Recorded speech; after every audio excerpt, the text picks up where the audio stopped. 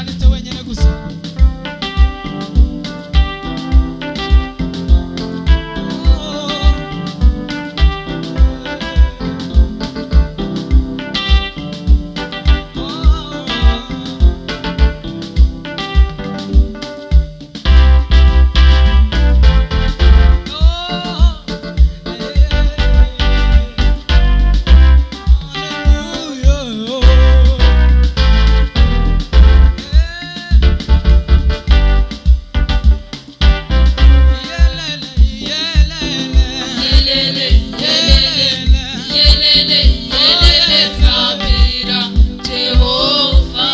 Tarisisi Hope Ministry TV ni umuryango washinzwe ugamije gufasha abakene, imfubyi n'abapfakazi batagira kirengera, abana baba mwibarabara, abasangwa butaka, abarwariye mu bitaro ndetse n'imfungwa. Nawe nimba hari umusanzu wifuza gutanga, duhamagare cyangwa utwandikire kuri izo nimero ziri kuri screen.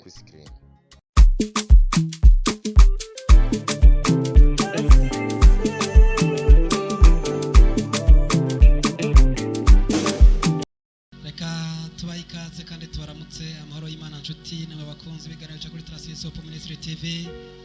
Tukaba tugarutse muri kakanya ko guhimbaza Imana no gutazira ni protect turakingiwe tugarukanye muri kano kanya, ariko kandi muziko ntaza kubandi jenyene mba ndi kumwe inyuma ya kamera na Wizo B, ariko kandi ku rundi ruhande nkaza kuba ndi kumwe na Gwagwaruka abaje kugira ngo dushobore guterama guhimbaza Imana kandi tunayitazire. Nuko rero tutatebeje hano hafi yanje ndahabona witwa Berize. Beri n'amahoro? Yego n'amahoro. Yego sha ndibazanga two gufungura no two kunywa twabonetse no munsi ndibaza twabonetse. Imana ishimwe sha ni sawa amba numva ivyizigiro vy'ukuntu biza ku uza kuririmba bimeze neza cyane. Ndamutse Martine Yambu imeze neza. Yambu nakureba Sofoni tukuramutse nawe. Mahoro neza. Meze neza. Turashima. Ndamukiriza Iva nabaca turamutse. Amahoro Iva. Amahoro Sofoni. Mwese ndabaramukije mu izina rya Yesu. Asante sana. Ndamukiriza hariya hirya Gilene. Ni sawa neza. Mumpere misuhuko. Ndamwiki. Misuhuko. Ntabwo nyizi. Yahora gwaye. Misuhuko ni nguko bavuga uti bana polisi hana kweli pole. Cyo bitewe misuhuko sha achavuga ngo yego. Gilene ndamukiriza aje yanzone yako kagashe yavuga wa muzi. Oya nawe nazanye. Eliana iko vile morate konye ni wazanye kweli. Nacho ndamukiriza Gilene uti misuhuko. Gire imisuhuko. Yego. Nuko nawe tuzago dutera abanyera ibe tuzakugira nibe byiza nk'ibisanzwe. Nawe utekuba umutumire wacu twandike muri comment, ugire subscribe, ugire partage, ugire comment. Muri comment uzanga icyumviro kabisa, turanyotewe ivyumviro vyanyu. Reka rero mfate kano kanya ndakare kure ndagashikirize Iva hariya kugira ngo ace atuyobora muri uyu mwanya guhimbaza Imana. Iva ndizera ko witeguye. Ndabyizera. Asante sana.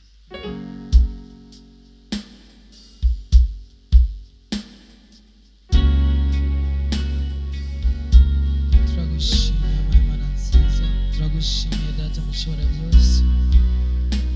Wewe wemeye bwiza n'akanya tuba ngaha mwana.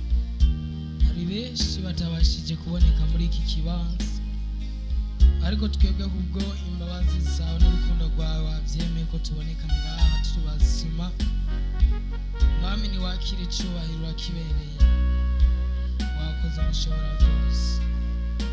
Reka none rero Mwami Imana ugira neza uyu mwanya, ibyo turimo turakorera ngaha bize kubijya akamaro muri wewe ukoze Data buja, byongere biryohere n'abazoba bitegereje izo ukoze nyakubahwa. None rero Mwami tuze kwasama bari babivugira uzoba ukoze Papa, mu izina ryawe ryera Yesu Kristo urakoze Mwami.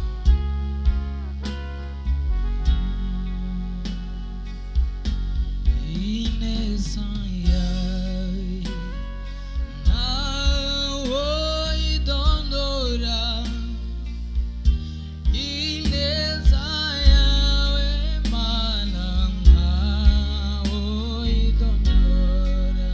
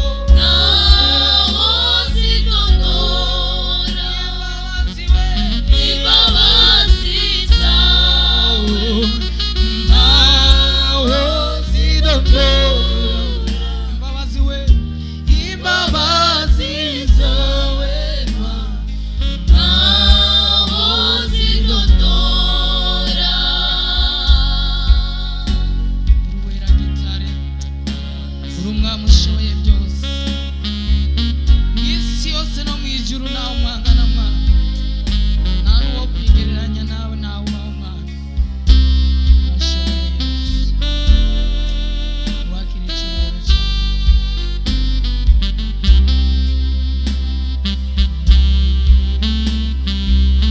mwami we urashoboye mwana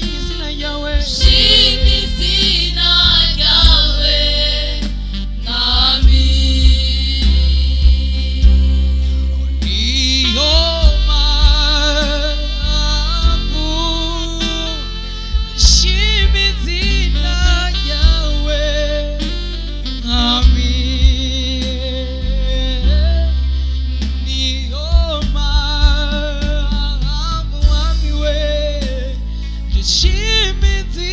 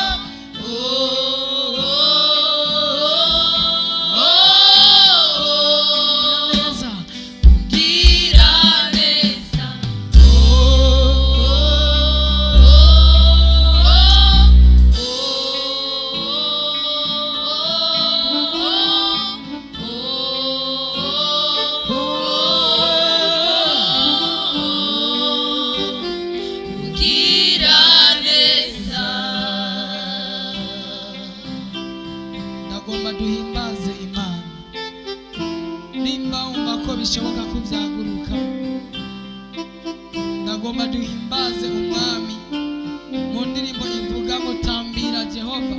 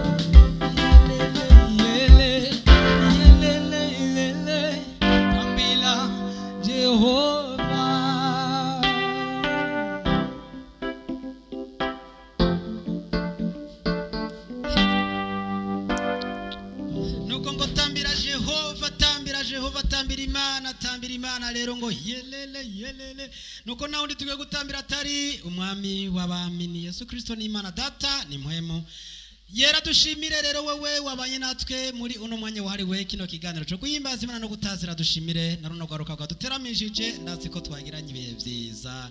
Dushimire Wizobi yari inyuma ya kamera, mbona tambira inyuma ya kamera, natwe dutambira Jehova niko bimeze, ariko by'umwihariko mwese turabashimiye. Eka dutarika ibiganza tubike banure tuvuga tuti bye bye.